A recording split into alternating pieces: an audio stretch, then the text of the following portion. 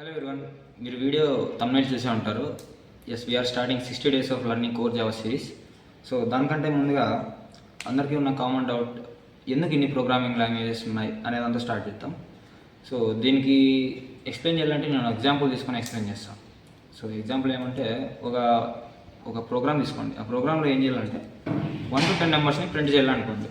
So ఈ ప్రోగ్రామ్కి code any లాంగ్వేజ్లో రాయొచ్చు. లైక్ జావాలో రాయొచ్చు, C++లో రాయొచ్చు, Cలో రాయొచ్చు, జావాస్క్రిప్ట్లో రాయొచ్చు, ఎనీ లాంగ్వేజ్లో రాయొచ్చు, పైథాన్లో రాయొచ్చు. ఓకే, సో ఇట్లా చాలా లాంగ్వేజెస్లో ఆ ప్రోగ్రామ్కి కోడ్ రాస్తున్నప్పుడు సేమ్ అవుట్పుట్ వస్తుంది. ఏ లాంగ్వేజ్లో రాసినా 1 to 10 ప్రింట్ అవుతాయి కదా.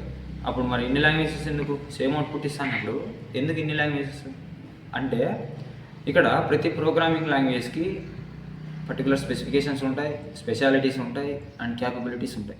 ఫర్ సపోజ్ మీరు జావాని తీసుకుంటే, జావా అనేది సెక్యూరిటీకి, స్టెబిలిటీకి చాలా బెస్ట్ లాంగ్వేజ్ అనమాట. సో అందుకే బ్యాంక్స్కి, ఫైనాన్షియల్ యాప్స్కి జావా అనేది 90% కంటే ఎక్కువ యూజ్ చేస్తారు.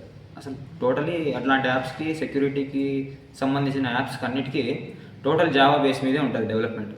సో ఇట్లా మనకు కావాల్సిన రిక్వైర్మెంట్ని బేస్ చేసుకొని మనం ఏ లాంగ్వేజ్ యూజ్ చేసుకొని డెవలప్ చేయాలనేది డిసైడ్ చేసుకుంటాం. ఓకేనా? సో ఫర్ సపోజ్ మీరు వెబ్సైట్ని డిజైన్ చేయాలనుకోండి, జావాతో చేసేది కాదు, మీకు జావా అనేది బ్యాక్ ఎండ్. సో అందుకే జావా స్క్రిప్ట్ వాడుతాం.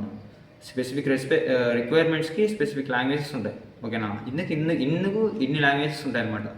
ఓకే, సో మరి ఇన్ని లాంగ్వేజెస్ ఉన్నాయి కదా, నువ్వు ఎందుకు జావా అనే సిరీస్ స్టార్ట్ చేస్తున్నావు అంటే, దానికి నా దగ్గర 4 రీజన్స్ ఉన్నాయి. ఫస్ట్ రీజన్ వచ్చేసి ఎవర్ గ్రీన్ లాంగ్వేజ్. దీన్ని 1991లో డెవలప్ చేయడం స్టార్ట్ చేస్తే 1995లో దీన్ని మార్కెట్లోకి రిలీజ్ చేసినారనమాట. సో అప్పటి నుంచి ఇప్పటి వరకు 1995 నుంచి 2025 వరకు, అంటే it's like 29 years old language అనమాట. సో అప్పటి నుంచి ఇప్పటి వరకు మార్కెట్లో, ఐటీ ఇండస్ట్రీలో టాప్ 5 మోస్ట్ పాపులర్ లాంగ్వేజెస్లో ఇది ఒకటి, జావా ఒకటి, వరల్డ్ వైడ్గా చూసుకుంటే. ఓకేనా? సో ఇందుకు జావా అనేది ఎవర్ గ్రీన్ లాంగ్వేజ్ అని అంటారు. సో ఈ టైం పీరియడ్లో లాంగ్వేజెస్ వచ్చినాయి. ఆ లాంగ్వేజెస్ అన్నింటినీ ఓవర్కమ్ చేసి జావా అనేది స్టాండ్ ఎలోన్గా ఉంది. ఓకేనా? Okay, so in coming to second reason, Java is a platform independent. Platform independent అంటే, మనం జావా ప్రోగ్రామ్ని ఏదైనా ఒక సిస్టంలో రాస్తే అదే ప్రోగ్రామ్ని ఎట్లాంటి ఆపరేటింగ్ సిస్టమ్స్లో అయినా రన్ చేసుకోవచ్చు. లైక్ విండోస్లో రన్ చేసుకోవచ్చు, మ్యాక్లో రన్ చేసుకోవచ్చు, లైనక్స్లో రన్ చేసుకోవచ్చు. ఇట్లా ఏ ఆపరేటింగ్ సిస్టంలో అయినా అది వర్క్ అవుతుంది. దాన్నే మనం ఓరా అని అంటాము. ఇది జావాకి famous line, write once run anywhere అని. ఓకే, సో ఇది కూడా one of the unique feature of Java అనమాట. సో దీని తర్వాత థర్డ్ రీజన్ వచ్చేసి ఇండస్ట్రియల్ అడాప్షన్. వరల్డ్ వైడ్గా చూసుకుంటే టాప్ 500 టెక్ కంపెనీస్ వాళ్ళ డెవలప్మెంట్లో మోర్ దాన్ 90% ఆఫ్ డెవలప్మెంట్ అంతా జావా బేస్ మీదే ఉంటుంది. Like Amazon, Google, Netflix or bank applications or other government applications, ఇట్లాంటివన్నీ కూడా జావా లాంగ్వేజ్ని బేస్మెంట్గా యూజ్ చేసుకొని డెవలప్ చేయబడతాయి. ఓకేనా? So finally when coming to security and stability, చాలా వరకు ఫైనాన్షియల్ యాప్స్, బ్యాంక్స్, ఇంతకుముందు నేను చెప్పినట్ల ఇట్లా సెక్యూరిటీకి సంబంధించిన అప్లికేషన్స్ ఏవైతే ఉంటాయో అవన్నీ కూడా జావాని యూజ్ చేసుకొని డెవలప్ చేస్తారు. సో ఇది కూడా one of the main reason to choose Java. ఓకేనా? సో వన్స్ మీరు జావాని మాస్టర్ అయితే మీరు ఇండస్ట్రీ డిమాండ్కి చాలా నియర్గా పోతారనమాట. మీకు జాబ్స్కి ఈజీగా దొరుకుతాయి. సో అంటే మీరు జావా ఒక్కటే నేర్చుకుంటే జాబ్స్ వస్తాయని కాదు, జావాతో పాటు కొంచెం అడిషనల్గా ఉంటాయి. ఓకేనా? అవి కూడా నేర్చుకుంటేనే మీకు ఓ పర్టికులర్ స్ట్రీమ్లో కానీ ఒక పర్టికులర్ ఫీల్డ్లో మీరు ఎంటర్ అయిపోతారు. ఓకేనా? So finally coming to job opportunities, మీరు జావాని మాస్టర్ చేస్తే you can definitely go for these roots.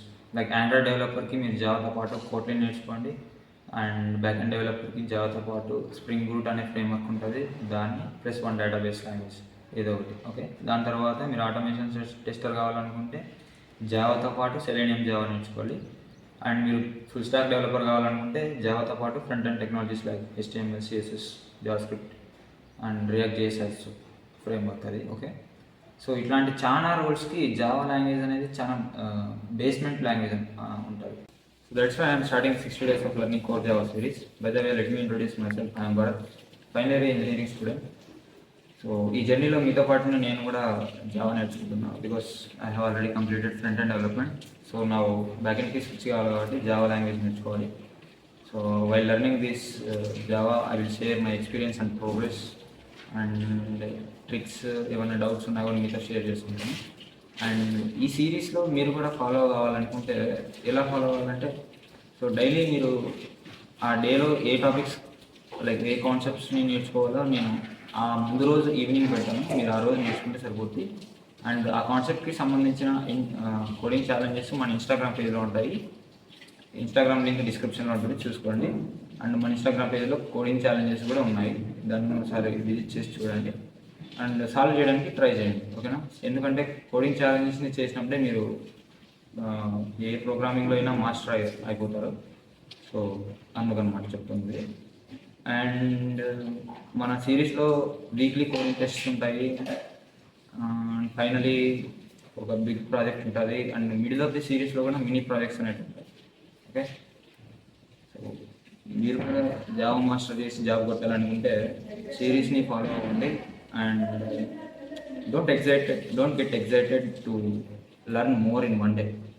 కొన్ని టాపిక్స్ నేర్చుకోండి, డీప్గా నేర్చుకోండి. అండ్ ఆ టాపిక్స్ నేర్చుకుంటారు కదా, ఆ టాపిక్స్ మీదనే ఎక్కువ కోడింగ్ ఛాలెంజెస్ని చేయండి, ఓకేనా? మీరు మీరు నేర్చుకునే విధానం ఎట్లా ఉండాలంటే 1:2 రేషియోలో ఉండాలి. 1 అంటే నేర్చుకునేది, కాన్సెప్ట్ని నేర్చుకునేది. 2 అంటే ఆ కాన్సెప్ట్ని ప్రాక్టీస్ చేసేది. లైక్ 1 అవర్ మీరు కాన్సెప్ట్ని నేర్చుకుంటే 2 అవర్స్ మీరు ఆ కాన్సెప్ట్ని ప్రాక్టీస్ చేయాల్సి వస్తుంది. ఇట్లా 1:2 రేషియోలో మీరు నేర్చుకోవాలి కోడింగ్.